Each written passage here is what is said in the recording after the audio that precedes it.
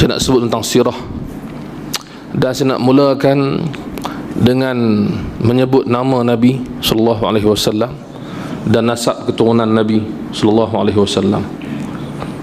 Nama Nabi kita ini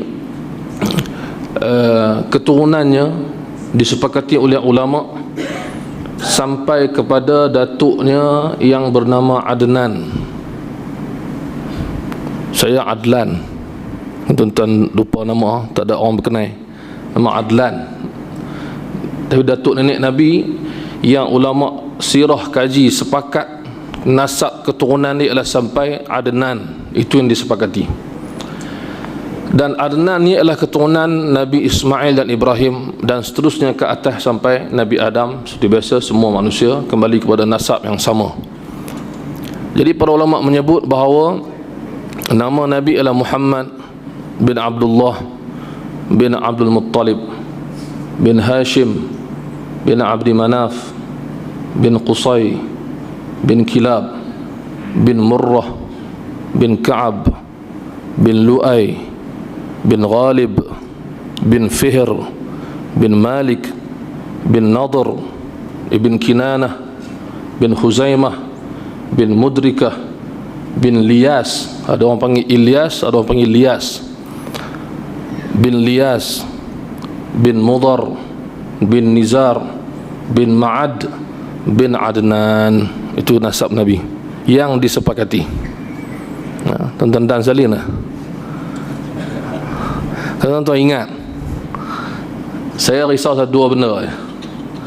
Pertama, saya risau tuan-tuan lupa. Yang kedua, saya risau saya lupa.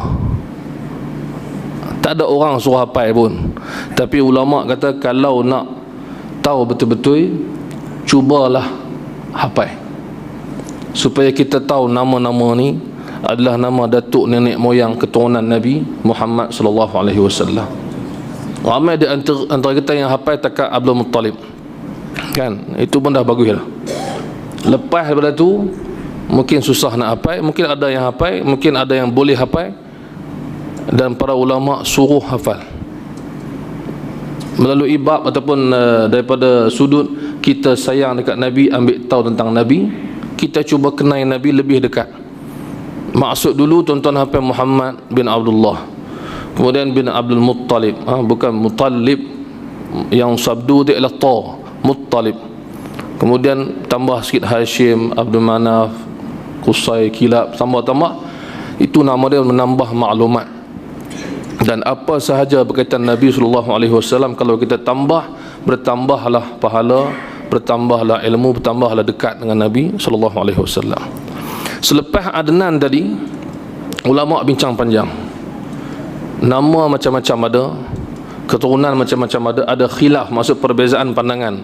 Ada yang sebut Adnan bin Udad bin Muqawwim, kemudian terus sampai Ismail bin Ibrahim, Nabi Ibrahim, Nabi Ismail tu, kemudian sampai Azar, sampai hujung, sampai Sam, sampai Nuh, Nabi Nuh, sampai Nabi Nuh, sampai terus sampai Syith bin Adam alaihissalam. Semuanya ada dibincang, tapi ulama khilaf. Maka yang disepakati semua ahli sirah ialah yang tadi, Muhammad bin Abdullah bin Abdul Muttalib bin Hashim bin Abdi Manaf bin Qusay bin Kilab bin Murrah bin Ka'ab bin Lu'ay bin Ghalib bin Fihr bin Malik bin Nadr bin Kinanah bin Khuzaimah bin Mudrikah bin Liyas bin Mudar bin Nizar bin Ma'ad bin Adnan. Itu adalah keturunan yang disepakati semua ulama yang berbahas tentang nasab keturunan Nabi Muhammad sallallahu alaihi wasallam. Kita pun mungkin ada di antara tuan-tuan yang ingat keturunan tuan-tuan sampai datuk yang ke berapa, pun bagus juga kita ingat. Itu sejarah. Dan setiap nama-nama tadi ulama ceritakan apa sebenarnya yang menyebabkan nama mereka macam tu, ataupun apakah peristiwa di sebalik nama dia, ataupun sejarah hidup dia. Dan saya boleh simpulkan bahawa semua keturunan Nabi ini, datuk nenek dia ni, semuanya pemimpin dan orang yang bijaksana. Tak ada seorang pun yang dihina. Semuanya mulia di zaman masing-masing. Dan kesemuanya sudah seakan tahu bahawa dalam keturunan mereka akan muncul seorang Nabi yang mulia, iaitu Muhammad sallallahu alaihi wasallam. Dan Nabi sendiri nama dia, sebagai ulama sebut daripada hadis-hadisnya bahawa nama Nabi yang pertama ialah Muhammad. Satu lagi nama Nabi ialah Ahmad, sebagaimana dalam Al-Quran surah As-Saff. Ahmad juga nama kepada Nabi sallallahu alaihi wasallam.